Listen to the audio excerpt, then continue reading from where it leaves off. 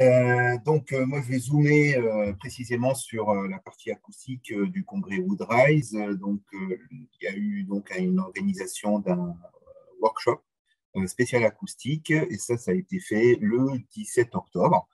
Donc, on l'a fait à distance. Alors, pour la plupart d'entre nous, à 5 heures du matin, mais pour les Américains un peu plus tôt ou tard dans la journée. Voilà, ça dépend comment on se place au niveau fuseau horaire. Donc, on a eu 7 papiers, et puis voici les intervenants. Cette présentation. Une présentation qui nous a été faite par Heinz Ferk, qui est le directeur du laboratoire de physique de l'Université de Grasse. C'est un laboratoire donc, qui fait la recherche, mais aussi des actions privées. Heinz nous a fait un petit peu l'historique, et on va commencer par lui, l'historique de l'utilisation ou l'arrivée du sujet du bâtiment multi-étagé, et notamment en acoustique, sachant que c'est une arrivée plutôt acousticienne. Le matériau est arrivé directement, et les concepteurs ont bien compris que le critère acoustique était un des facteurs dimensionnant en fait de la construction. Donc, il y a une relation assez forte entre l'utilisation, enfin la création de bâtiments multi-étagés en bois, en CLT ou pas en CLT d'ailleurs, avec d'autres matériaux constructifs, d'autres systèmes constructifs, et l'acoustique. Voilà. Donc il y a un sujet autour du bâtiment bois et acoustique assez pointu. Donc, en général, la recherche en acoustique est vraiment sur les systèmes constructifs légers. C'est là où on a le plus de difficultés. D'ailleurs, on travaille, et vous verrez un peu plus loin, on travaille pas mal sur ces sujets-là, bien sûr, en France aussi. Voilà. Donc, Heinz pour la première présentation. La deuxième présentation, professeur de l'Université de Lund, Delphine Barr, qui va présenter ou qui a présenté le 17 octobre des travaux sur des mesures en laboratoire. Ensuite, un chercheur avec qui, que je rencontre assez souvent, en fait, notamment en congrès internationaux, donc Atsuo Hiramitsu, qui est un professeur ou chercheur de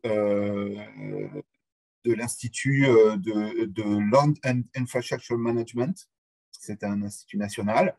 Ce monsieur est un spécialiste de l'acoustique. Donc, pareil, on le voit assez souvent dans les sessions structure légère et acoustique, avec Delphine, avec Heinz, avec Klaas.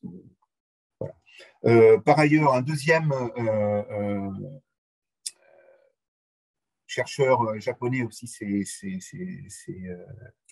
exprimé pendant la session. Il s'agit de Susumu Hirikawa. Donc, c'est un jeune chercheur qui vient d'arriver au BRI. Donc, moi, je l'ai connu en congrès international aussi. Il travaillait, pour ceux qui connaissent John Davy, c'était un de ses thésards. Hein. Donc, c'était en 2014 en Australie, on avait vu ce jeune homme présenter, d'ailleurs, dans la session structure légère. Voilà. Pour suivre, il y a Jeffrey Mann. Jeffrey Mann est le responsable du laboratoire du CNRC. Donc, c'est le laboratoire, pour ceux qui connaissent ce laboratoire, c'était le laboratoire qui était tenu par Trevor Nightingale, voilà, qui a été tenu aussi par différents chercheurs européens qui sont depuis revenus en Europe. Le nom m'échappe un petit peu, mais ça reviendra peut-être. Donc Jeffrey, il tourne autour de la question de bâtiments à structure légère ou bâtiments multi-étagés depuis disons 2005-2006. Je le vois intervenir dans des congrès. Moi-même, donc, je suis chercheur à FCBA. Je suis chercheur principalement sur l'acoustique. C'est mon domaine d'expertise. C'est là où je publie en fait les articles scientifiques. Voilà. Et par ailleurs, je travaille sur pas mal de sujets. Donc, certains d'entre vous me connaissent au travers de projets sur l'énergie du bâtiment, la réhabilitation, le réemploi aussi, des sujets qui sont pour la construction bois d'intérêt pour FCBA, bien sûr. Donc, j'ai la casquette de chercheur en construction, en génie civil. Voilà. Et pour finir, on a demandé à Claas de nous faire une remontée du terrain. Donc Claas Hadberg est un chercheur qui travaillait dans le passé donc à Rise et qui maintenant a une entreprise qui s'appelle Akuwood, qui travaille énormément sur la construction multi-étagée bois. Il fait le retour de ce qu'il voit sur le terrain. Et pour conclure cette session, c'était parfait. Voilà, alors donc commençons par Heinz et l'historique. Voilà, donc l'historique, il est remonté jusqu'en 1997. Il nous a présenté un des premiers travaux sur lesquels il était intervenu. Donc en 97, le matériau CLT est arrivé sur les chantiers en Australie, en Autriche. Et donc, voilà une première opération sur laquelle il y a eu l'utilisation donc, du CLT. Alors, donc, il a tout de suite parlé des questions acoustiques sur ce nouveau matériau et ils ont cherché tout de suite à faire évoluer le produit, notamment pour ce qui était de la perméabilité à l'air. Vous voyez, donc là, on fabriquait à l'époque du CLT qui n'était pas collé sur tranche et sur champ, pardon, d'une part le matériau, mais aussi les systèmes constructifs. C'est là où on s'était mis à travailler sur les supports élastiques et l'amélioration des appuis ou de la continuité des contacts dans la construction. Et ça, c'était pour préfigurer le comportement du matériau massif et aussi des transmissions latérales. Tout de suite, il y a eu ces travaux qui ont permis de couper en fait les chemins de passage par le biais de matériaux résilients, donc en pied de mur, au droit des assemblages, etc. Il y a eu beaucoup de travaux là-dessus et d'emblée. Voilà, d'emblée, ça a été associé. L'acoustique, le CLT, l'emploi de systèmes intelligents pour couper les transmissions latérales, ça a été tout de suite le cas pour la construction CLT.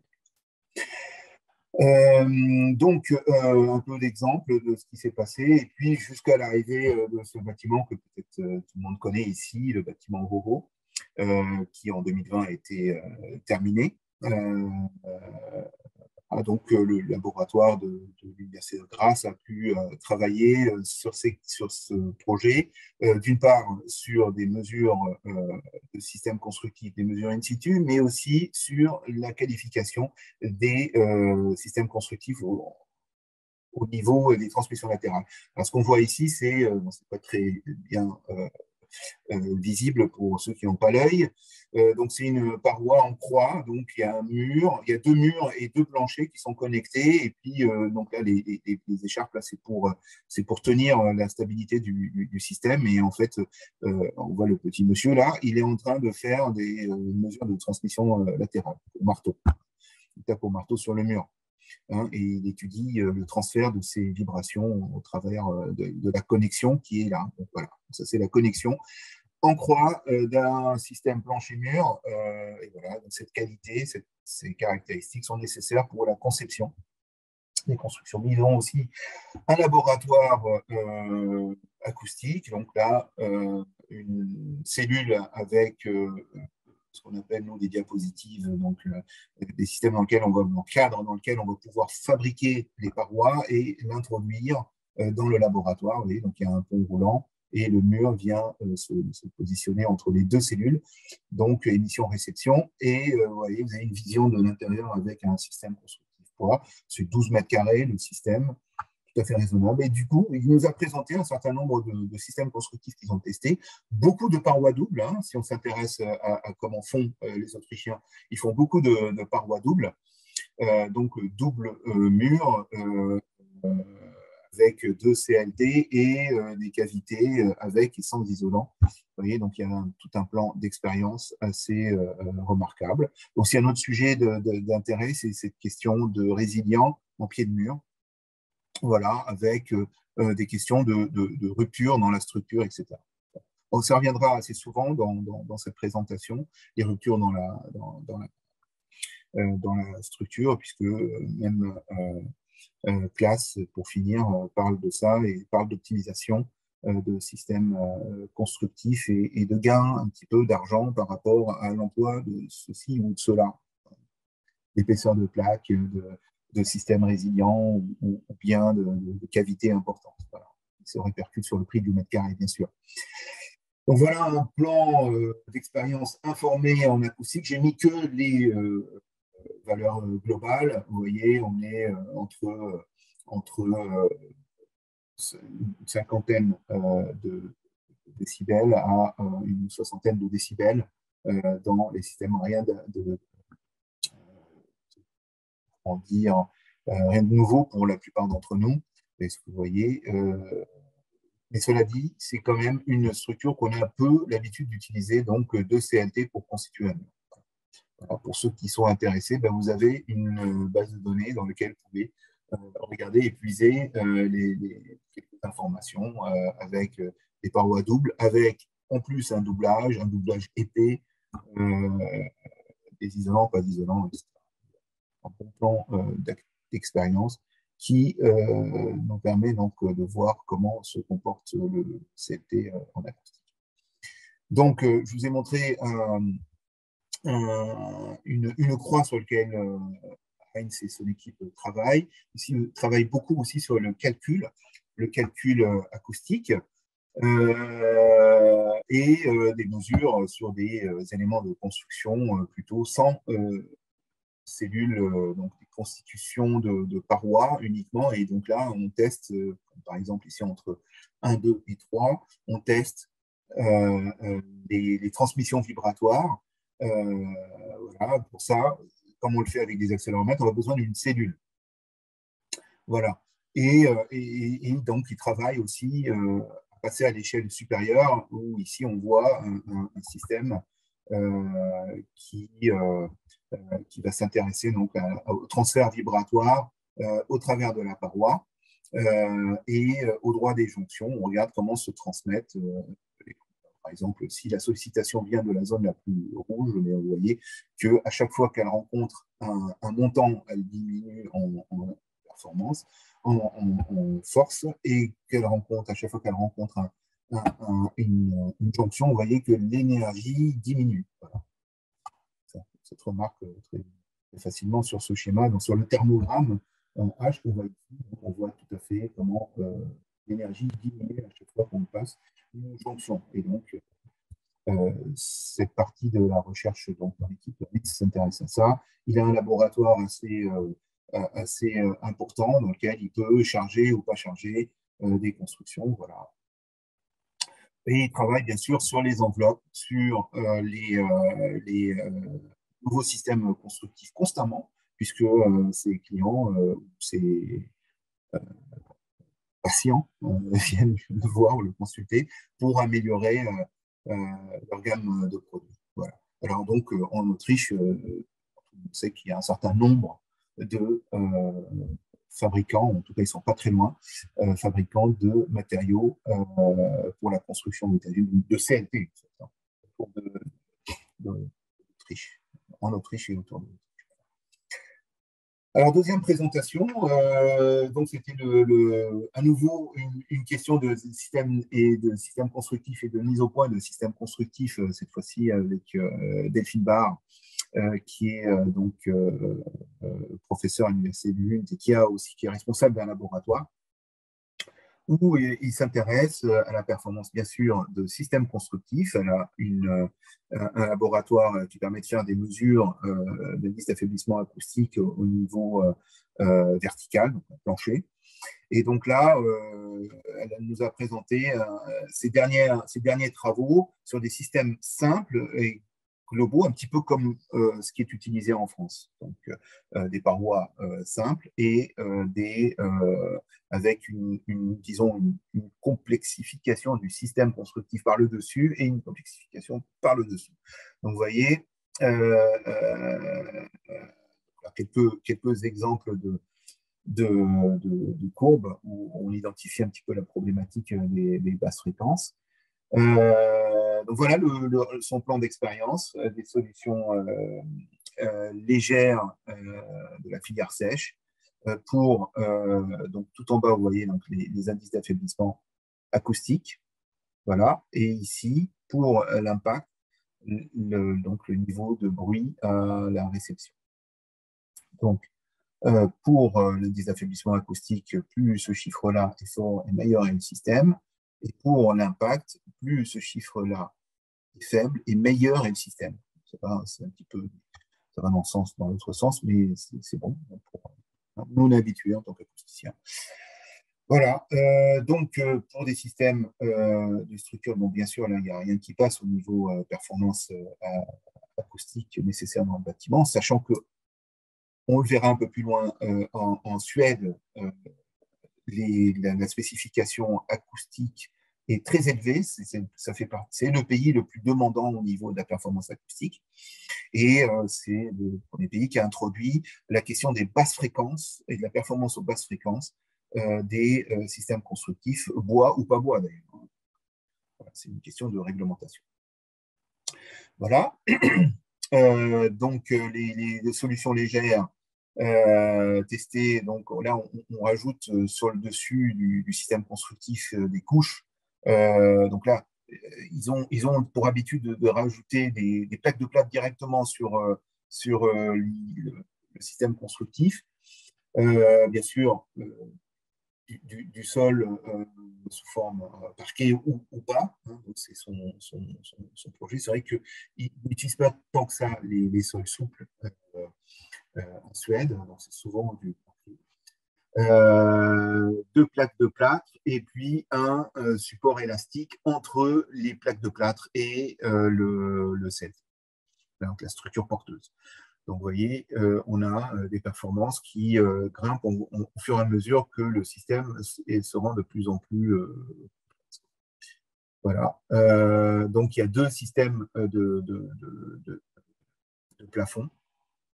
Alors, ça s'accompagne aussi par des développements d'industriels. Voilà, donc il y a un système avec suspente élastique et pas, et donc il y a une différence de quelques décibels due à ce système qui améliore un petit peu la performance du plancher. Voilà, donc elle a fait dans les deux sens, et puis démontage et comment dire, aérien et impact. Voilà, l'ensemble des systèmes. Voilà. L'ensemble des systèmes. Voilà. Qu'est-ce qu'on pourrait remarquer sur ce système? Bon, en général, en fait, on peut remarquer une chose, c'est que quand on va mettre c'est pas parce qu'on rajoute une couche que c'est meilleur hein, en acoustique. Hein, ça, les acousticiens le savent bien. Et là, notamment, quand on rajoute le parquet, vous voyez qu'on a une performance qui diminue en aérien et en impact, elle augmente.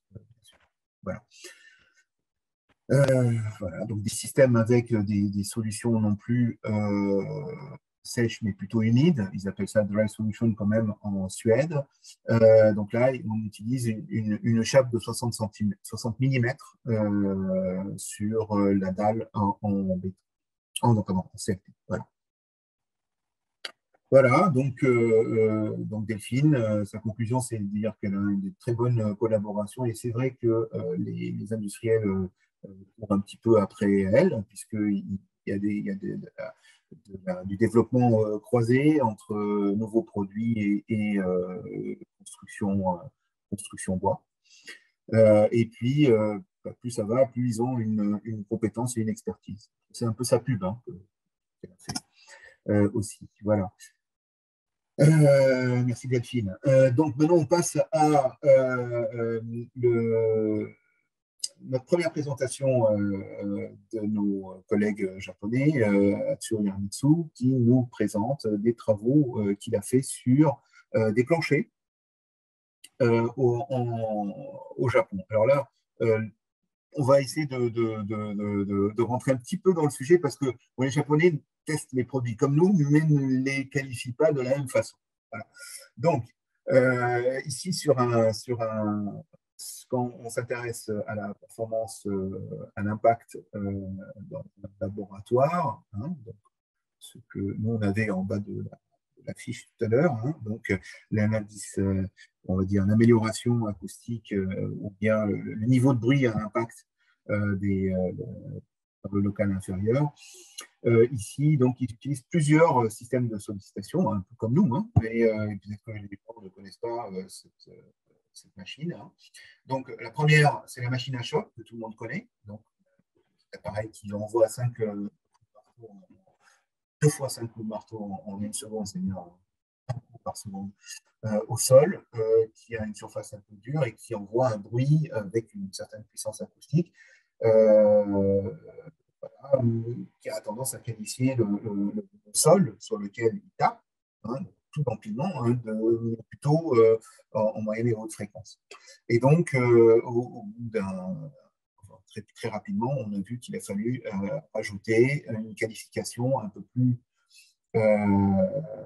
C'était l'idée du moment, hein, c'était qu'il fallait qualifier mieux en basse fréquence, et pour ça est arrivé le ballon japonais que vous voyez sous la main de Matsuo, hein, et puis de son laser. Donc, d'une certaine hauteur, il lâche le ballon et donc le laser lui donne le niveau. Et quand il lâche le ballon, donc ça fait tomber le produit d'une certaine hauteur.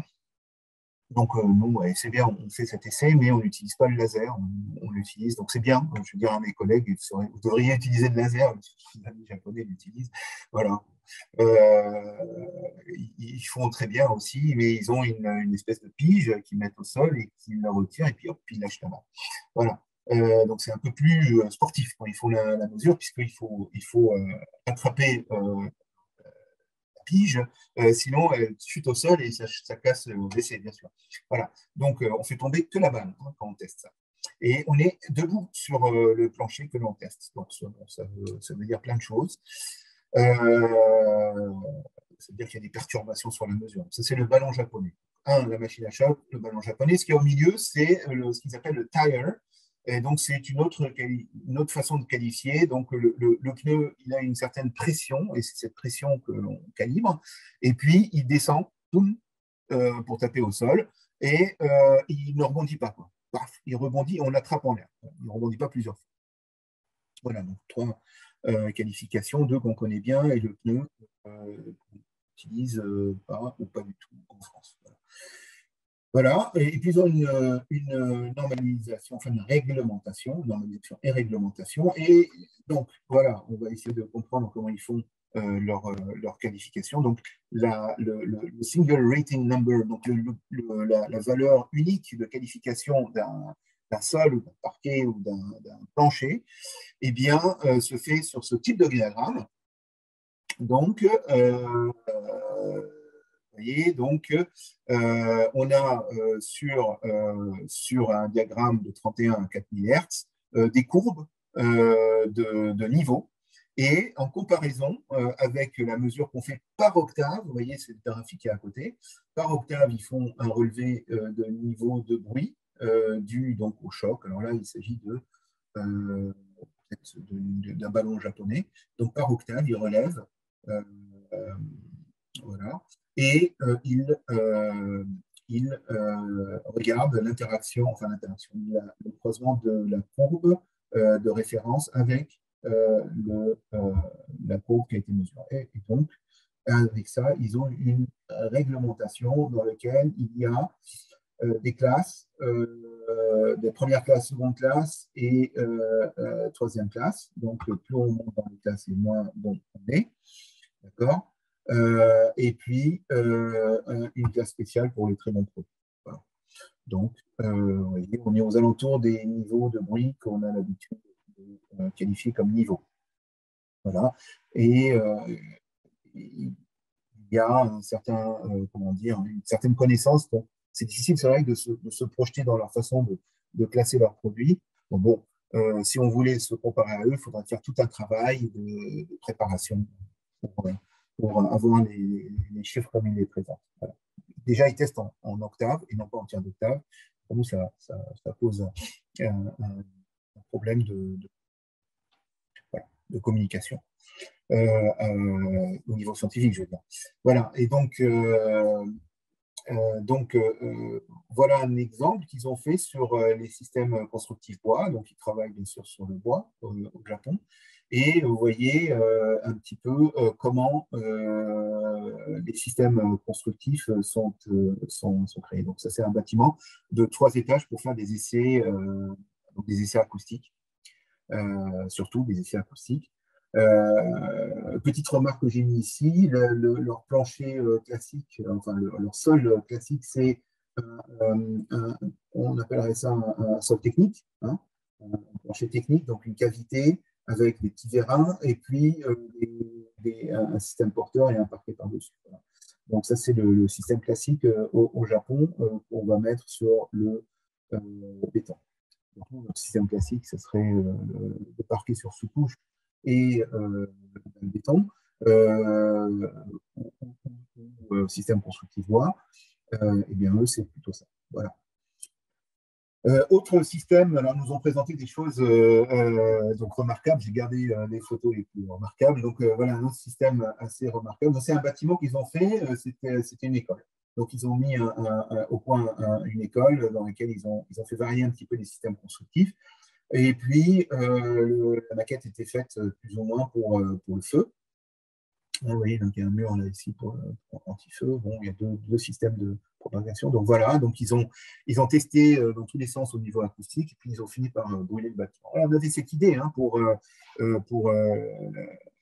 Adivebois, pour la maquette acoustique Adivebois. On voulait aussi que cette maquette serve aussi de validation au niveau feu. Les deux mesures ou les deux manips ont été séparées. C'est plutôt bien. Puisque la maquette, elle reste, et puis on peut continuer à faire des études acoustiques, alors que le feu, ben, une fois qu'on a fait la mesure, ben, il reste pas.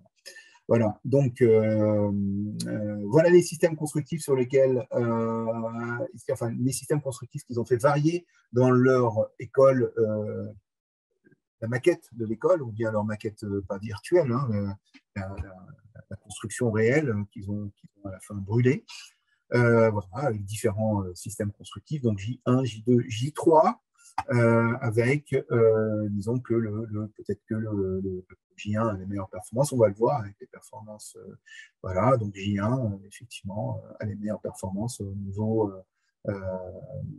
comment dire, aérien. Alors, on regarde à nouveau leur classification, vous voyez que J1, il est à 62, bon, on regarde. Alors, J1, c'est les ronds, hop, il est à 62, donc c'est une courbe qui doit suivre cette courbe. Voilà. Vous voyez, il ne passe pas le 62. Bravo. Donc, on commence à connaître la méthode de qualification japonaise. Un autre système constructif assez intéressant, qui est rare en France, peut-être un peu plus commun au Canada. En tout cas, j'en ai vu au Québec, hein, des systèmes constructifs dans lesquels on va mettre plutôt une charpente en barre, très légère, voilà, avec une double structure. Vous voyez, donc voilà. Donc ça, c'est les systèmes W1, 2 et 3, avec de l'absorbant en cavité et puis une double structure. Il n'y a pas de double structure. Donc, 3, ça va être le plus mauvais. Voilà, donc 3, c'est le plus mauvais. Voilà, donc là, pour la qualification, alors, dans l'ordre, on a la machine à choc ici, on appelle ça, le pneu et attendez, je crois que je me suis. Ouais, c'est ça, machine à choc, le pneu et le ballon japonais. Voilà. Pour finir, donc on passe à la deuxième présentation. Et là, je check l'horaire, donc je suis à 30 minutes, donc il faut que j'accélère un petit peu si on veut avoir des questions. Donc, dernière présentation japonaise, mais vous voyez, il en reste encore 4 à présenter.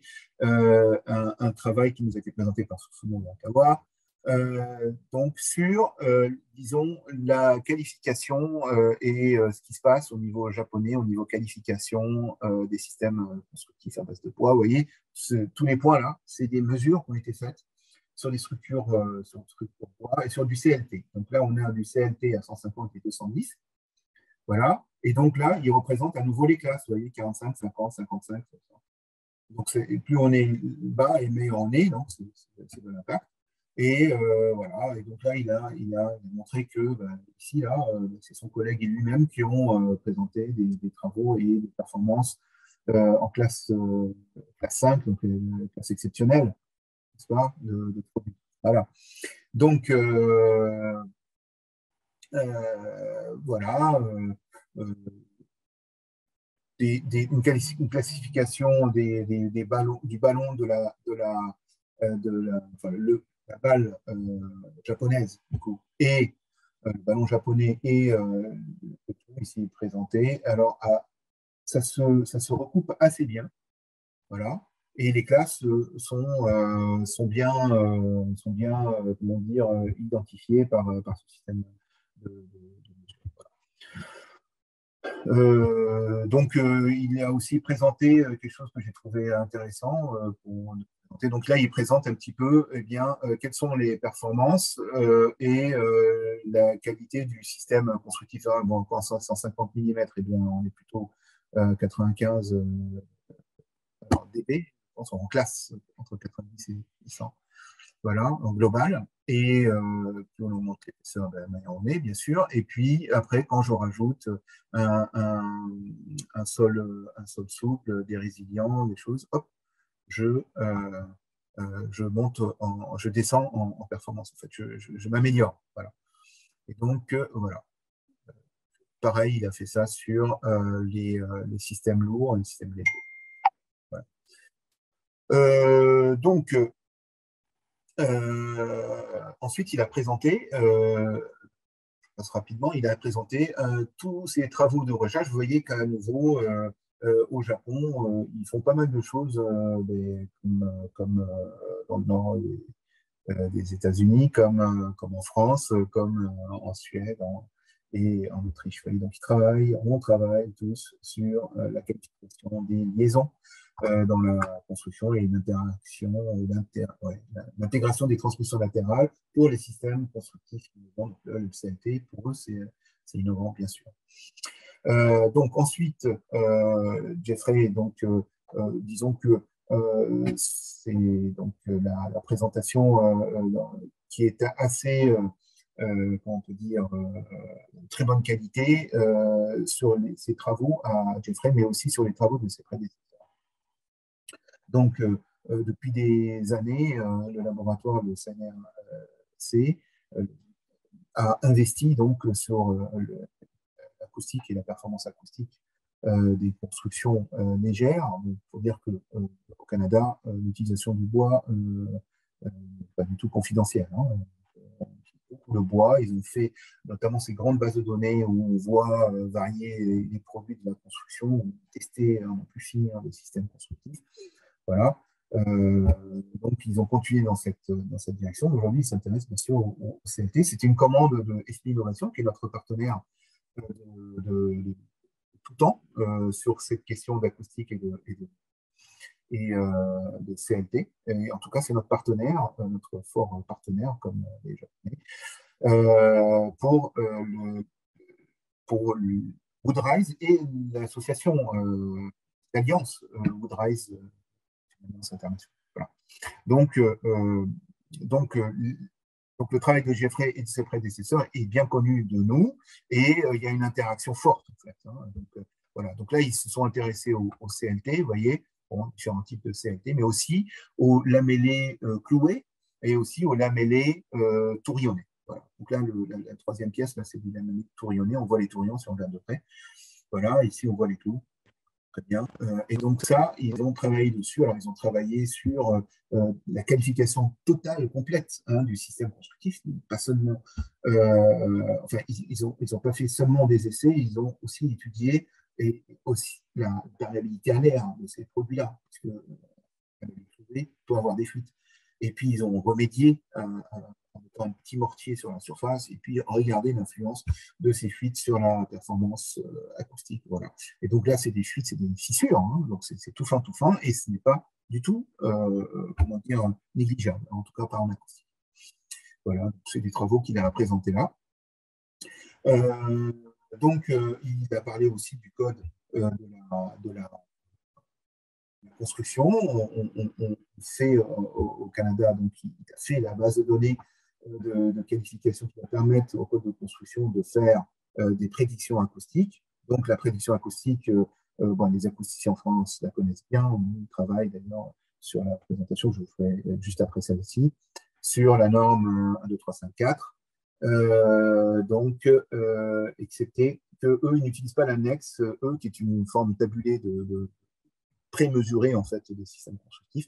Là, ils n'ont pas le droit de l'utiliser, donc ils doivent qualifier tout leur système constructif pour pouvoir utiliser ce modèle. Donc c'est ce qu'il a fait, hein, Jeffrey. Donc il l'a fait. Alors, il a un laboratoire assez remarquable. Alors on le voit par pointillé. Donc voilà, il refait encore, comme on l'a vu tout à l'heure, des systèmes assemblés là, posés au sol, mais aussi il a un laboratoire dans lequel, donc c'est une grande cavité dans laquelle il peut fabriquer des planchers, des murs, etc. Il y a 8 pièces. Donc 4 en bas, 4 en haut, et aussi au-dessus, il a une ouverture qui lui permet de mettre une poutre de charge, donc pour faire comme si le bâtiment était plus grand, quoi. Voilà. Donc il charge voilà. Donc voilà les quelques images de ce qu'il a fait. Donc il nous invite et on ira, on le fera. Allez voir ces rapports, ils sont tous sur Internet. Vous verrez qu'il y a le guide pour calculer l'indice d'affaiblissement, enfin, les isolements acoustiques d'un système constructif, quel qu'il soit d'ailleurs, tenant compte des transmissions latérales. Voilà, donc vous verrez, il y a une démarche qui est tout à fait didactique, dans laquelle voilà, vous passez du système constructif à la performance en prenant les bonnes caractéristiques, pouf pouf, ça vous sort avec la courbe les valeurs qu'il faut prendre en compte pour assurer pour les acousticiens que je parle, pour assurer votre contrôle, maîtrise d'ouvrage, tout le monde. Voilà. Voilà, et puis il a aussi présenté un outil qui s'appelle SoundPass. On a fait un peu la pub, je fais aussi de la pub. Voilà, donc un produit qui permet donc de faire du calcul, de faire ça, ce qu'on a vu là tout à l'heure, en automatique. Voilà, donc vous décrivez votre structure et vous faites, vous sortez votre isolement entre deux, trois pièces. Voilà. Voilà, donc tout un tas de publications qui sont accessibles. Ah ben voilà, on voit son laboratoire, c'est cette photo là qui est au milieu. La photo qui est au milieu, donc c'est son laboratoire qui fait 8 pièces. Donc vous voyez ici, c'est des poutreries sur le mur. Enfin, il y a un mur ici, 3, et puis ici, donc on a 4 pièces. En bas, 4 pièces en haut. Donc, donc à l'intérieur de là, il fabrique des constructions entières. Et puis, sur le dessus de la structure, il y a un accès à la poutre de chargement qui permet de simuler un bâtiment éventuellement multi-étage. Bon. Voilà. Donc, c'est comme ça qu'ils ont testé et préparé toutes les caractéristiques de leur nécessaires donc, à leur méthode de calcul. Une méthode que l'on connaît très bien, 1, 2, 3, 5, 4. Voilà. Il ne faut pas se tromper. Voilà. Les acousticiens ont du mal à compter 1, 2, 3, 5, 4. Voilà, donc pour quasiment finir, hein, je vous présente le travail qui est en cours, qui est terminé d'ailleurs, donc avec l'association à Divois. Ce travail a commencé en, disons, 2020 et puis c'est fait sur l'année 2020 et 2021. Il était question de fabriquer ce qu'on appelait une maquette acoustique, un bâtiment de 3 étages, de 3 niveaux, dans lequel il y a un plan d'expérience de système constructif et de jonction dans construction de bois classique que l'on voit pour les bâtiments multi-étagés. Donc, on a utilisé le CLT, mais aussi des parois légères pour faire la distribution, des séparateurs acoustiques. Voilà. Voilà une image de cette maquette, et puis fait apparaître aussi l'ensemble des partenaires qui ont participé à la fabrication et en matériaux et en financement. Donc parmi bien sûr, l'association Adif-Bois, le Codifab et la région Nouvelle-Aquitaine. Les partenaires, c'était donc FCBA, le CSTB et CERCAL, et aussi l'atelier acoustique à Divois, qui est un atelier qui est orienté uniquement sur l'acoustique, et c'est en fait avec eux, pour eux, qu'on travaille main dans la main pour la mise au point, bien sûr, de ce laboratoire, mise au point, et aussi exploitation des résultats et passer d'étape en étape. Voilà. Donc, je ne vais pas m'attarder beaucoup. Enfin, il faut que je ne m'attarde pas beaucoup si je veux laisser un petit peu de questions. Voilà, je vous montre quelques images de comment ça s'est passé. Hein. Donc, il y a eu une grande phase de préparation de chantier, puis ensuite, la construction s'est faite en quelques jours, semaines. Voilà. Donc, comme d'habitude, ça va très vite. Voilà, la dalle, le montage, la fabrication en atelier. Donc, l'entreprise qui a fait ça, c'est IBS, Intégral Bois System, qui est à Bordeaux. Voilà. Et puis, vous voyez, donc, ça a été monté assez rapidement. Là, quelques images de la structure à l'intérieur. Donc, la maquette avait pour vocation de s'intéresser comment dire, à mesurer les transmissions latérales sur les constructions de bois, principalement à base de CLT, sur structure porteuse autopoutre. Voilà. Donc, on a fabriqué une structure porteuse, on a mis dessus. Donc, CLT, on dedans. Voilà. Et puis, donc ça, on l'a qualifié dans toutes les directions, puisque dans chaque étage, nous avons aussi 4 salles, et 4 salles au rez-de-chaussée, 4 salles 4 salles au R+2. Et donc, on l'a qualifié dans toutes les directions de la performance acoustique entre les salles, au niveau des jonctions, etc. On va commencer par faire une qualification des jonctions. Vous voyez, là, on voit un petit peu le plan d'expérience qui est figé, parce qu'on ne peut pas changer l'assembleur, bien qu'on a un petit peu changé des choses, le nombre d'assemblages, le nombre de vis, par exemple, la compression aussi de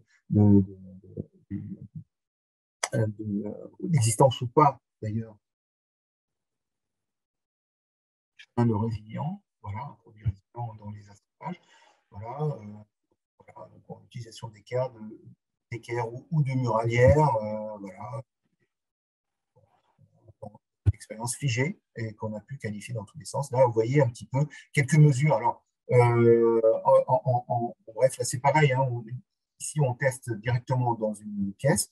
Donc, on teste les systèmes constructifs au niveau performance ou transmission vibratoire. Vous voyez, donc on va solliciter une partie du plancher ici. Et puis, on va mettre une machine à choc, par exemple. Pour le plus simple, c'est une machine à choc comme on a l'habitude de voir. Voilà, on met une machine à choc et puis relever les niveaux vibratoires d'un côté et de l'autre de la jonction sur le mur et à l'étage inférieur. Voilà, donc on qualifie cette maquette comme ça. Et donc ça, avec ces valeurs ou ces sauts d'énergie ou sauts de niveau vibratoire, eh bien, ça nous permet de définir quelque chose qu'on appelle l'indice de transmission vibratoire, qui s'appelle le KIJ. Voilà, Vibration Reduction Index en anglais. Voilà, le facteur de réduction vibratoire, KIJ. Et donc, vous voyez que ces valeurs, quand elles sont tabulées, dans la fameuse annexe E, elles sont linéaires. Et donc, nous, on a été plus loin. Et donc, là, le niveau de la performance, c'est bien mieux, bien sûr, de mesurer toutes ces choses-là. Eh bien, eux, ils ne font que mesurer, d'ailleurs. Et vous voyez, donc, voilà. Donc, la norme, à nouveau, 1, 2, 3, 5, 4, donne certaines valeurs. Donc, on a fait des mesures dans toutes les directions et on a qualifié, bien sûr, les transmissions latérales, comme je viens de vous le montrer. Voilà, et puis on a aussi fait des prédictions avec la norme ISO, qui permet donc de faire des prédictions. D'une part, les qualifications des produits seul. Donc, au préalable à cette campagne de mesure, donc sur une maquette à l'échelle 1, il y a eu des mesures faites au laboratoire, donc du CSTB, sur des planchers. Donc, il y a une gamme de planchers qui a été mesurée, un ou deux murs, je crois. Et donc, les caractéristiques d'entrée du modèle 12354, c'est les indices d'affaiblissement acoustique mesurés en laboratoire et les facteurs de réduction vibratoire, KIJ, que l'on mesure dans ce type de maquette, ou bien comme l'ont fait mes collègues du monde entier, comme j'ai présenté là. Voilà, donc on a commencé par tester la maquette toute nue, ça veut dire sans doublage, et puis ensuite on a complété la maquette au fur et à mesure en mettant des doublages, et des doublages sur les parois, mais aussi sur des poteaux. Donc il y a une grosse partie d'analyse de comment ça se passe quand il y a un poteau dans le système.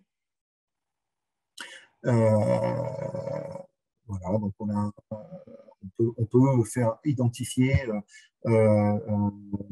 les faits d'encoffrement ou pas d'encoffrement. Voilà, nous on a fait, on a essayé de mettre en exergue l'effet de bois apparent, puisque sur les systèmes constructifs, on a un plancher, d'ailleurs 8 planchers qui sont en bois apparent et 8 planchers qui sont en bois en coffret. On a fait aussi mis en exergue aussi le fait ou pas de mettre des produits résilients. On a fait aussi mis en lumière le fait d'encoffrer ou pas d'encoffrer des poteaux. Si les gens veulent voir du bois, jusqu'à quel niveau on peut aller au niveau de la fermeture du système constructif. Voilà. Les collègues qui sont certainement ici vont être déçus que je ne m'attarde pas plus sur cette maquette. Mais restez tous là, puisqu'on va en reparler. Au 6 du bruit aussi dans pas longtemps. Voilà. Donc je passe à la présentation, et la dernière présentation, celle de Klaas Hallberg. Vous allez voir, ça va aller assez vite. Klaas Hallberg, donc responsable d'un bureau d'études, mais plutôt chercheur dans l'âme. Vous allez voir son approche. J'ai pris un exemple d'une de ses approches, le projet qui s'appelle Bologna One. Donc,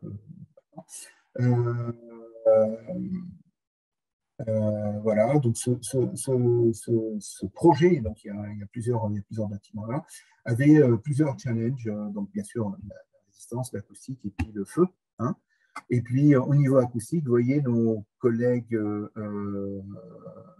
suédois, comme je disais, c'est ceux qui demandent des niveaux les plus élevés. Bon, en France, on est à ce niveau-là, hein, d'ailleurs. Voilà, ou presque à ce niveau-là. Et donc voilà les données du problème. Et voilà comment il a travaillé avec mise au point de systèmes constructifs qui passent les niveaux de performance qui s'étaient fixés avec la maîtrise d'ouvrage. Bien sûr, la maîtrise d'ouvrage a aussi un objectif financier. Voilà que donc ils ont dû fabriquer une petite maquette dans laquelle ils ont fait varier les systèmes constructifs qui leur a permis d'optimiser. Alors, donc, qu'est-ce qu'ils ont pu optimiser? Ils sont passés comment on va dire, d'un système plâtre de 15 mm à un système 13 mm, ça suffisait au niveau acoustique. Ils ont gagné sur tout ce qui était suspente élastique à certains endroits, et donc ça a permis de gagner de l'argent. Et puis voilà. Donc là, ce que fait Klaas ici, il le fait d'ailleurs avec beaucoup de classes, c'est qu'il montre l'intérêt de concevoir un bâtiment avec l'acousticien, puisque ce n'est pas toujours des couches qu'on rajoute au niveau financier, mais aussi ça permet d'optimiser le système constructif et de gagner un petit peu de sous sur la fabrication. Voilà. Donc, quelques exemples, autres exemples de chantier, des bâtiments assez remarquables, et notamment ici, un bâtiment qui est fait tout en structure 3D. Vous voyez là ce qu'on voit là, c'est le laboratoire, c'est l'atelier qui permet de construire ce type de bâtiment, pour faire ce genre de construction. C'est du module 3D, ça. Voilà, ce qui permet de la liberté et des constructions assez remarquables. Donc, lui, il dit il faut prendre le risque avec le bois parce qu'on peut y arriver. Voilà. Donc, et je m'arrête là et je me retourne vers mon collègue pour voir si il y a des questions.